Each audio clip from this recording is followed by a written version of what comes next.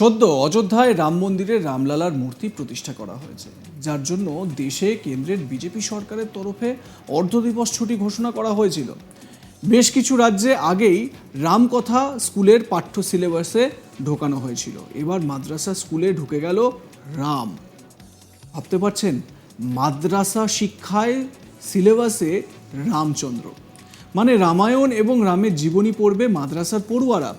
উত্তরাখণ্ডের মাদ্রাসা সিলেবাসে এবার অন্তর্ভুক্ত করা হচ্ছে রামায়ণ। এমনই সিদ্ধান্ত নিয়েছে উত্তরাখণ্ডের রাজ্য ওয়াকফ বোর্ড। চলতি শিক্ষাবর্ষ থেকেই মাদ্রাসার পড়ুয়াদের রামায়ণ পড়ানোর বিষয়টি চূড়ান্ত করা হয়েছে, আর তাতেই নতুন করে বিতর্কের জন্ম দিয়েছে। মানে ভারতকে হিন্দু রাষ্ট্রে পরিণত করতে বিজেপি সরকার আপ্রাণ চেষ্টা চালাচ্ছে বলে মত বিশেষজ্ঞদের। বর্তমানে উত্তরাখণ্ডে সব মিলিয়ে 117টি মাদ্রাসা রয়েছে। প্রাথমিকভাবে 4টি মাদ্রাসায় এই নতুন সিলেবাস রামায়ণ পড়ানো অন্তর্ভুক্ত করা হচ্ছে। তারপর ধাপে ধাপে বাকি মাদ্রাসাগুলোতেও এই সিলেবাস চালু করা হবে। এই মাদ্রাসাগুলি ওয়াকফ বোর্ডের নিয়ন্ত্রণাধীন। ওয়াকফ বোর্ডের চেয়ারম্যান সাদাব শামস জানিয়েছেন, আমরা কোরআনের পাশাপাশি রামায়ণও শেখাবো।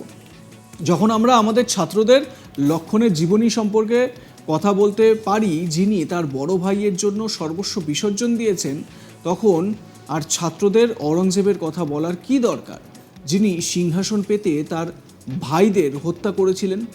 4টি মাদ্রাসা প্রাথমিকভাবে চিহ্নিত করা হয়েছে। তো ওয়াকফ বোর্ডের যিনি চেয়ারম্যান রয়েছেন সাদাব শামস, তার কি বক্তব্য শুনে নিন। है राम के वजूद पे हिंदोस्तां को नाज, अहले नज़र समझते हैं उनको हिमाम हिंद।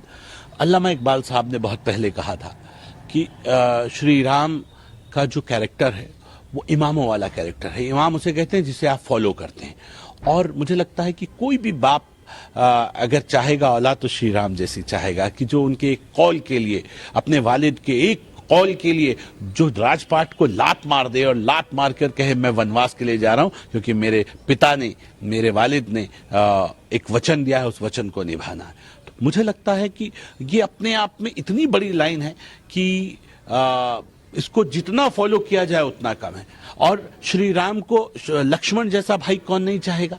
वो ऐसा भाई जो ये कहे कि मेरे भाई सब कुछ छोड़ के जा रहे हैं तो मैं भी सब त्याग दूं, मैं भी चलूंगा। तो मैं ही कह रहा हूं, क्या ऐसा भाई चाहिए किसी को, औरंगजेब जैसा भाई जो गर्दन काट दे भाई की कि इसकी गर्दन, नहीं तो ये बादशाह बन जाएगा तो मैं इसकी गर्दन उड़ा दूं।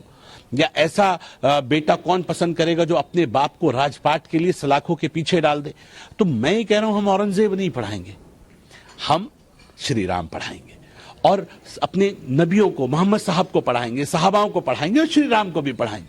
और मैं कह रहा हूं क्यों ना पढ़ाएं, सबको अपने अपने कल्चर पे। हम कौन हैं? हम अरब नहीं हैं, हम अफगान नहीं हैं, हम मुगल नहीं हैं, हम हिंदी हैं और हमारा डीएनए श्री राम से मिलता है। हम हिंदुस्तानी हैं, तो अगर हिंदुस्तानियों को अगर श्री राम पे गर्व नहीं होगा तो किसे होगा। राम हमारे हैं, राम सबके हैं। और मुझे लगता है इसलिए हमने तय किया है कि हम जो अपने मॉडर्न मदरसे बन रहे हैं, जो मार्च से हम प्रारंभ करने जा रहे हैं, उनके अंदर हम श्री राम को भी पढ़ाएंगे। और मुझे लगता है खूबसूरत भारत अगर हमें बनाना होगा तो हम उस ट्रैक को आगे बढ़ाना होगा। न लड़ेंगे, न लड़ाएंगे, न डरेंगे, न डराएंगे।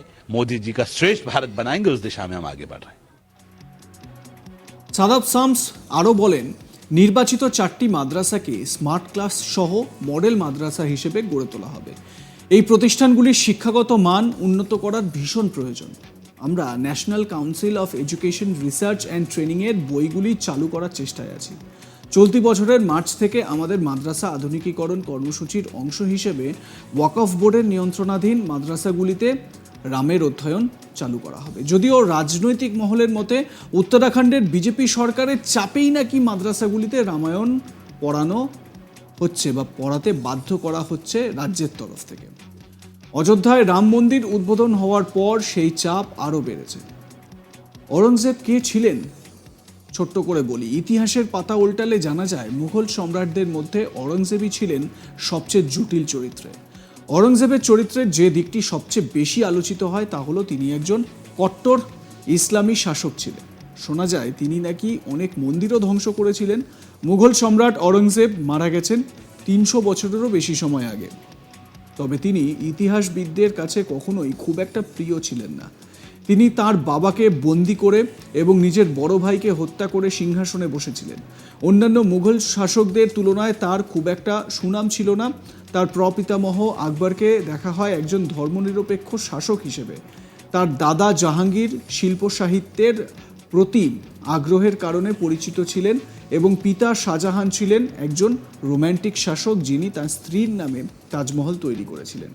কিন্তু ষষ্ঠ মুঘল সম্রাট আওরঙ্গজেব ছিলেন একজন ধর্মপ্রাণ মুসলিম। তাকে প্রায়শই একজন নিষ্ঠুর শাসক হিসেবে বর্ণনা করা হয়। তিনি ছিলেন সাম্রাজ্য বিস্তারকারী। তিনি কঠোর শরিয়া আইন চালু করেছিলেন। হিন্দুদের জন্য ফিরিয়ে এনেছিলেন বৈষম্যমূলক জিজিয়া কর, যা তাদেরকে তাদের নিরাপত্তার জন্য প্রদান করা হতো।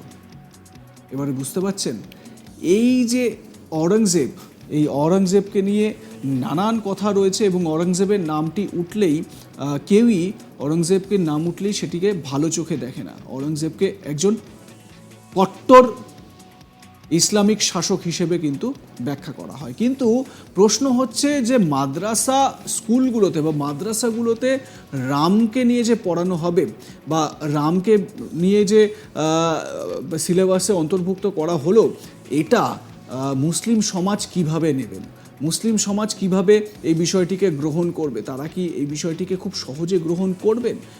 তো সেই বিষয়টা একটা বড় প্রশ্ন। তো এই সাদাব শামস, যিনি এই ওয়াকফ বোর্ডের চেয়ারম্যান, তিনি কি বলছেন শোনাবো তার বক্তব্য আরও একবার।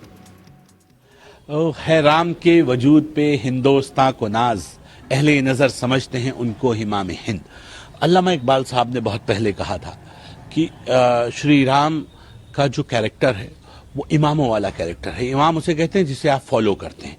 और मुझे लगता है कि कोई भी बाप अगर चाहेगा औलाद तो श्री राम जैसी चाहेगा, कि जो उनके एक कौल के लिए, अपने वालिद के एक कौल के लिए जो राजपाट को लात मार दे और लात मार कर कहे मैं वनवास के लिए जा रहा हूं क्योंकि मेरे पिता ने, मेरे वालिद ने एक वचन दिया है, उस वचन को निभाना है। तो मुझे लगता है कि ये अपने आप में इतनी बड़ी लाइन है कि इसको जितना फॉलो किया जाए उतना कम है। और श्री राम को लक्ष्मण जैसा भाई कौन नहीं चाहेगा? वो ऐसा भाई जो ये कहे कि मेरे भाई सब कुछ छोड़ के जा रहे हैं तो मैं भी सब त्याग दूं, मैं भी चलूंगा। तो मैं ही कह रहा हूं, क्या ऐसा भाई चाहिए किसी को? औरंगजेब जैसा भाई जो गर्दन काट दे भाई की कि इसकी गर्दन, नहीं तो ये बादशाह बन जाएगा तो मैं इसकी गर्दन उड़ा दूं? या ऐसा बेटा कौन पसंद करेगा जो अपने बाप को राजपाट के लिए सलाखों के पीछे डाल दे? तो मैं ही कह रहा हूं, हम औरंगजेब नहीं पढ़ाएंगे, हम श्री राम पढ़ाएंगे और अपने नबियों को, मोहम्मद साहब को पढ़ाएंगे, साहबाओं को पढ़ाएंगे और श्री राम को भी पढ़ाएंगे। और मैं कह रहा हूं क्यों ना पढ़ाएं?